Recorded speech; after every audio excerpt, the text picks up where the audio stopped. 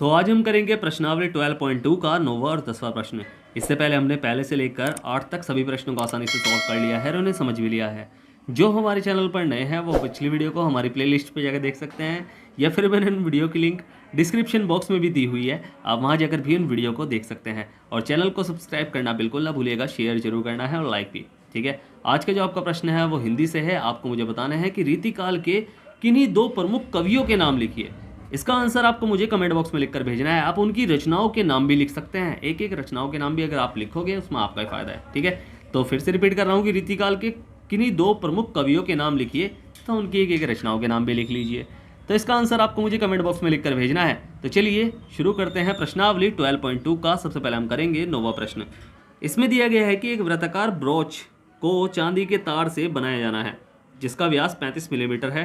तार को वृत्त के 5 व्यासों को बनाने में भी प्रयुक्त किया गया है जो उसे 10 बराबर त्रिज्या खंडों में विभाजित करता है, जैसा कि आकृति 12.12 में दर्शाया गया है।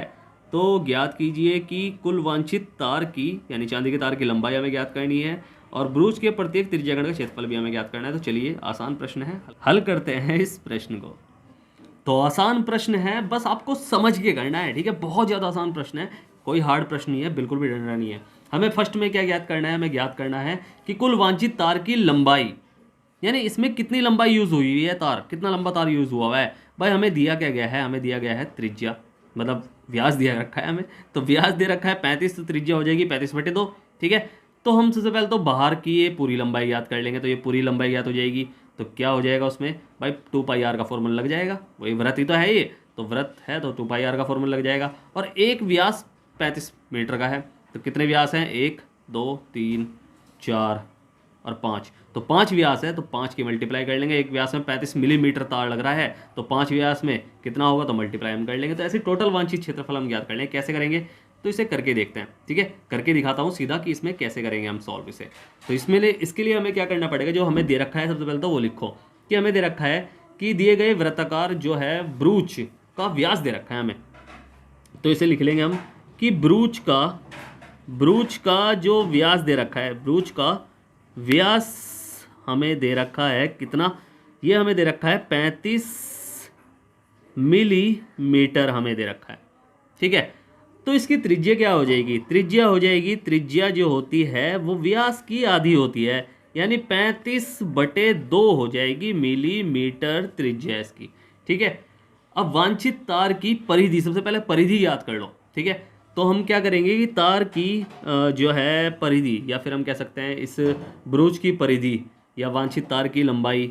ठीक है, तो परिधि में भी हम यही भाई पहला परिधि याद कर रहे हैं, तो हम इसे कर लेंगे। तो इसकी परिधि क्या हो जाएगी,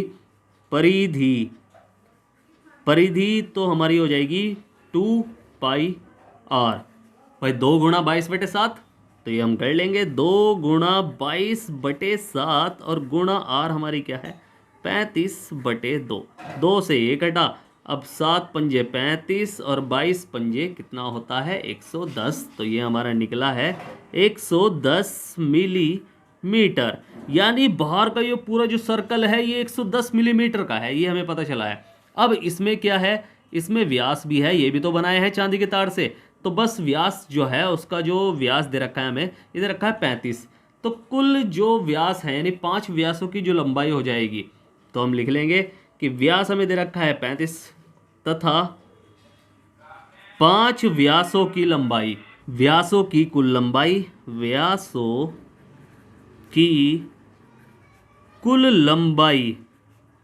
लंबाई हमें दे रखा है। एक व्यास जो है 35 मिलीमीटर का है, तो 5 कितने के हो जाएंगे, तो इसमें 35 में 5 की मल्टीप्लाई हो जाएगी, और 5 पंजे 25 का 5 का हासिल लगा 1 मतलब 2, 5 पंजे 25 का 5 का हासिल लगा 2, 5 दिया 15, 16 17, यानी 175 मिलीमीटर दूसरी चीज़। अब कुल जो कुल तार की यानी चांदी की तार की लंबाई है वो हमें ज्ञात करनी है। तो हम लिखें कुल चांदी के तार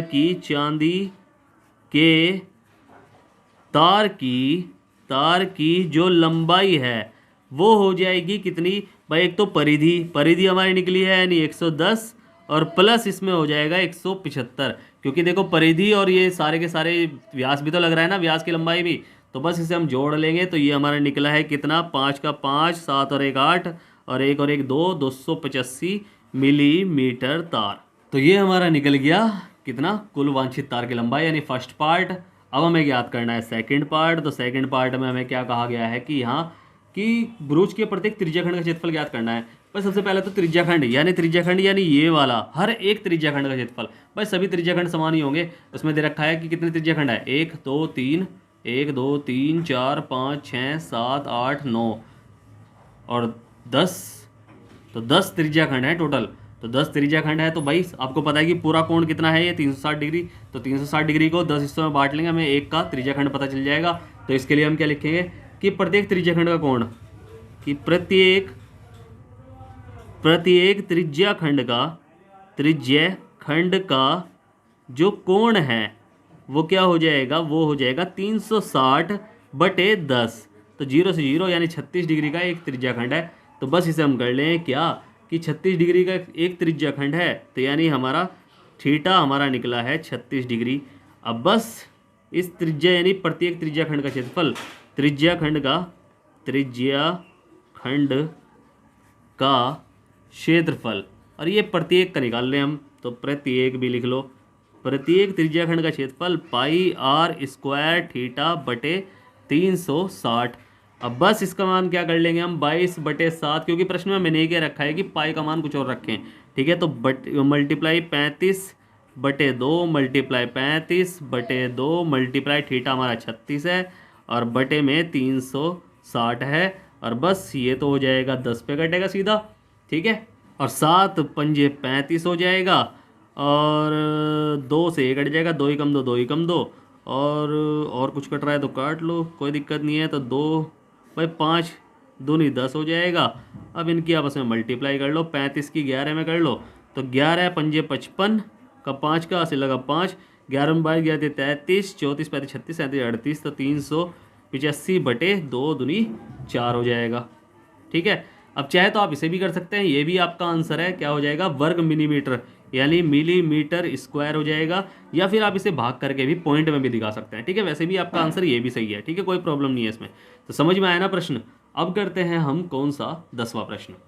तो 10वां हमें दिया गया है कि एक छतरी में 8 ताने हैं जो बराबर दूरी पर लगे हुए हैं। आकृति में देखिए, मैंने स्क्रीन पर दे रखी है। छतरी को 45 सेंटीमीटर त्रिज्या वाला एक सपाट वृत्त मानते हुए, सपाट वृत्त मान लो इसे, इसकी 2 क्रमागत तानों के बीच का क्षेत्रफल ज्ञात कीजिए। यानी 2 क्रमागत तानों के बीच का क्षेत्रफल हमें ज्ञात करना है। यानी भाई 2 त्रिज्या ही हैं वे। भाई अगर छतरी ये है पूरी गोल, तो इसके 2 ताने यही तो हो गए। तो एक त्रिज्याखंड का क्षेत्रफल हमें ज्ञात करना है। ठीक है, समझ में आया ना कि 2 ताने और इसके यानी 2 ताने एक यानी एक त्रिज्याखंड का हमें क्षेत्रफल ज्ञात करना है। ठीक है, ये चीज़ हमें समझ नहीं होती है प्रश्न में। तो बस इसे हम कर लेंगे आराम से। कैसे, जो हमें दिया गया है पहले तो वो लिखो।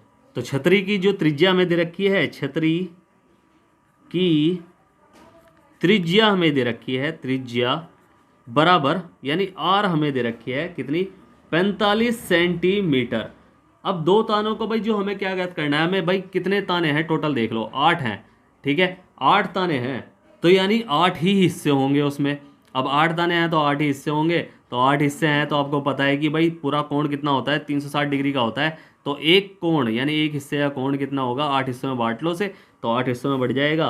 तो हमें पता है कि भाई त्रिज्याखंड पर बना कोण क्या होगा, 2 तानों द्वारा। इसे लिख लो। ठीक है, कि त्रिज्याखंड पर बना कोण, आपको समझ में आया ना।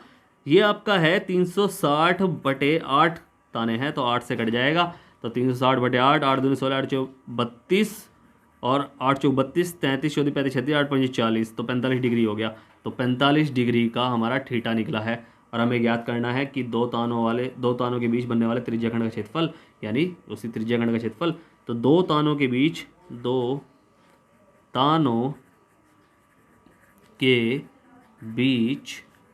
बनने वाले त्रिज्याखंड का क्षेत्रफल क्या हो जाएगा, वो हो जाएगा भाई पाई आर स्क्वायर थीटा बटे 360। अब बस इसमें हम क्या करना है भाई, थीटा 45 हमारा। तो पाई का मान तो देखो भाई हमें कह तो नहीं रखा कि इसमें कुछ लेना है या नहीं लेना है। भाई इसमें दे तो नहीं रखा है ऐसा कुछ कि 1.34 लेना है, तो हमें क्या करना है 22/7 ही रखो इसे, जब तक हमें कहा नहीं जाता जब तक हम करेंगे उसे ही। ठीक है, 22/7 का ही लेंगे। आर हमारी क्या है 45 मल्टीप्लाई 45 मल्टीप्लाई उसके बाद थीटा हमारा 45 है और बटे 360। बस इसे हम कर लेंगे सॉल्व। तो बस इसे काटा पिट्टी कर लो, अगर कट रहा है तो काट लो। तो ये कटेगा किससे 5 12 जून 24 बार 36 12 चौक 48, नहीं कट रहा है तो 5 से काट लो।